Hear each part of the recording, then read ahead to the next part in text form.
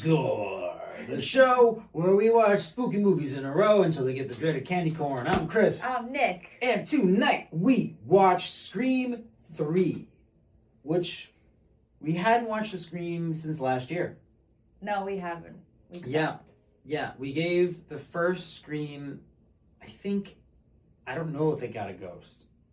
I don't think it got a ghost. I think it got a zombie. A very high zombie. And then we watched Scream 2, and as I think Scream 2 came out again around that time when I was like just starting to watch R-rated movies and I saw it in theaters, and I was like, this is awesome. And then the rewatch. The rewatch was bad. I would argue that our score on Scream 2 might be our most controversial score of all the things we've done. Minus maybe, as for the opposite reasons, how high we scored Sleepaway Camp. Yeah. That could be. But Scream 2 might be our most controversial and unpopular opinion, but like we did not like Scream 2. It got a candy corn. But we tried Scream 3, continuing the franchise. And it's pretty good. Pretty good. It's pretty good. It's, yeah, for me it was like fine. Yeah, it got like a middle average score. It did. I think, Scream 3 picks up, I don't know how soon after, but like pretty soon after the events of Scream 2. Same general cast. They're making another Stab They're movie. making a Stab 3. Stab 3, and this one takes place in Hollywood, where the killer is now attacking the actors on the set, along with the original cast. And yeah, the stuff that happens in a Scream movie happens. Yeah, we have Ghostface. Yep. Again. Just stabbing everybody. You have people getting lured into situations where rooms where they're alone, where you wouldn't think they would be alone. You've got Sydney, you've got Dewey, you have Gale Weathers, and before we get into anything else, yes, what's going on with Gale in this movie? I wanna know who styled her. Her hair is horrendous. Mm-hmm. It looks like when little girls cut their bangs for the first time. That's how bad it is. Also, her wardrobe is insane. It's crazy. And I know this one came out in 2000, but it wasn't like a very 2000s or late 90s wardrobe. I think they just decided like she's out there. Yeah, so we gotta put her in weird outfits. Which I don't even think that really speaks to the character that much. But anyway, check it out for that alone. It was pretty trippy. Can I say what my favorite thing of this movie is? Go. Parker Posey. Parker Posey goes 110% in this movie. She is excellent in this movie. It's so fun. Chews up every scene.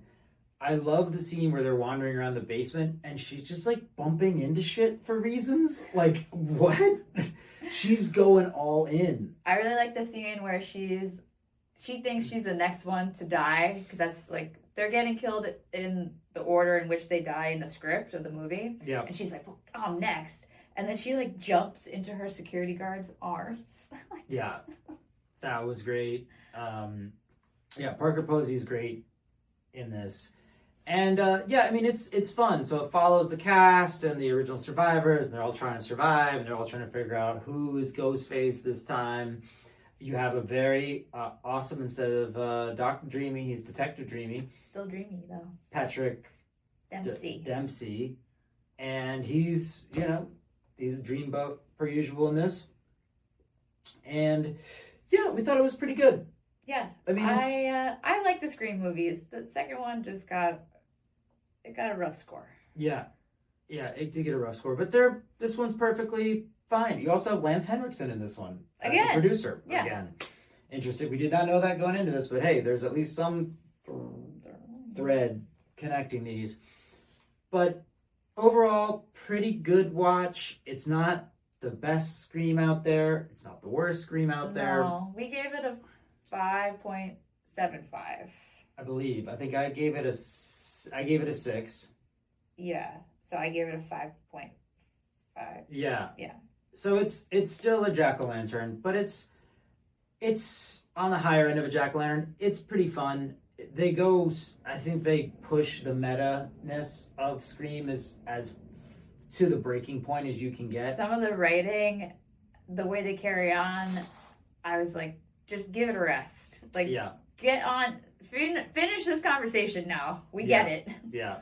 Yeah. And yeah, there's nothing that creative from I think any other of the other Scream movies. There are a lot of cameos. Jay and Silent Bob are in this because the studio wanted to promote their movie later. Carrie Fisher's in it for Oh, reasons. yeah, that's right. There's a weird cameo there, but our thoughts on Scream 3, pretty good. Pretty good. If you like slasher films, Scream 3 is pretty solid. Yeah. And now we're going to get into the breakdown. So again, check it out on YouTube. Check out where the stack ranks on the Spook Score. And whatever mood of movie you're in. This is what I like about the Spook Score. Depending on what mood you're in, you have different things. If you want like a super great classic slasher film, you have it. You want good ones that are just fun, you have it. And then you have ones where you're like, hey, can I just watch something that's like so bad it's good? Yeah. And this is on the fence between a so bad it's good and a good. It's in the middle. It's in the middle. It's in that gray area, depending on how much you like or don't like Scream. Right. So let's get into the breakdown. The monster. Ghostface. Ghostface. He's scary.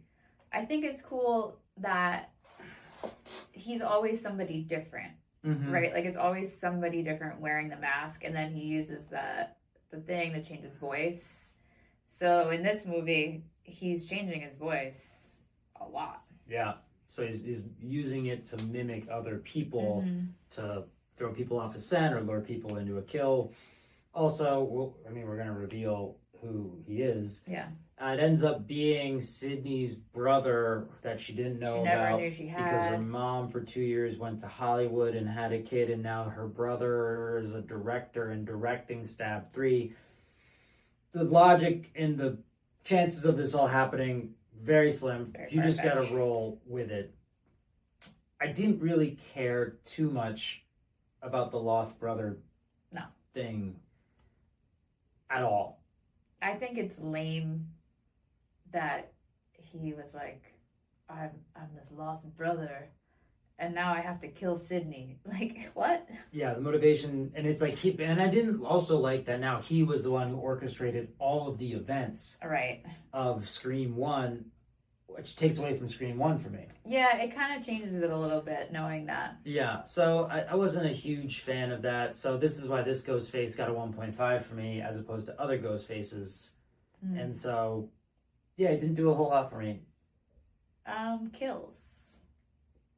Pretty boilerplate. Yeah. It's just a lot of stabbing. A lot of stabbing.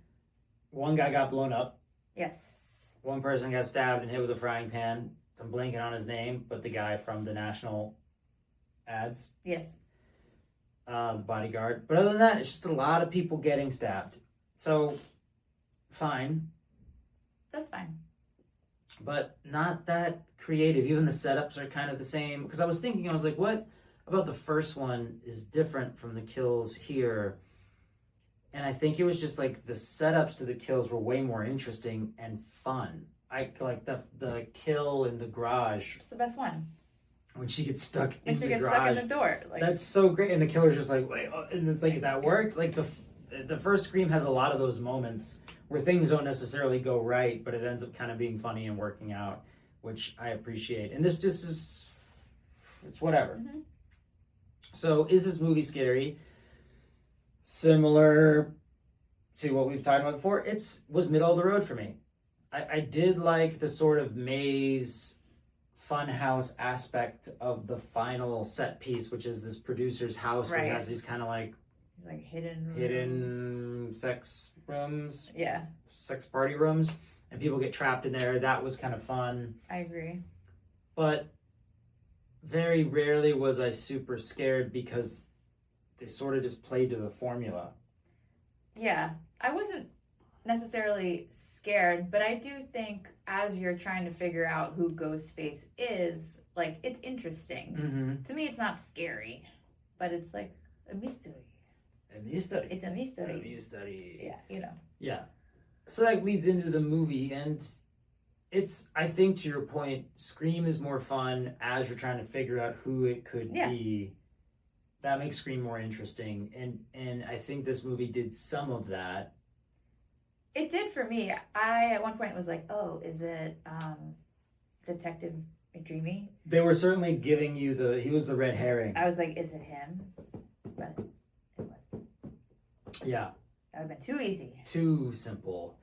And then with this one, I think they pushed the meta-ness of it a little too far to the point where it almost took away a little from the movie. There's a line there of being like self-referential or referential to other horror movies.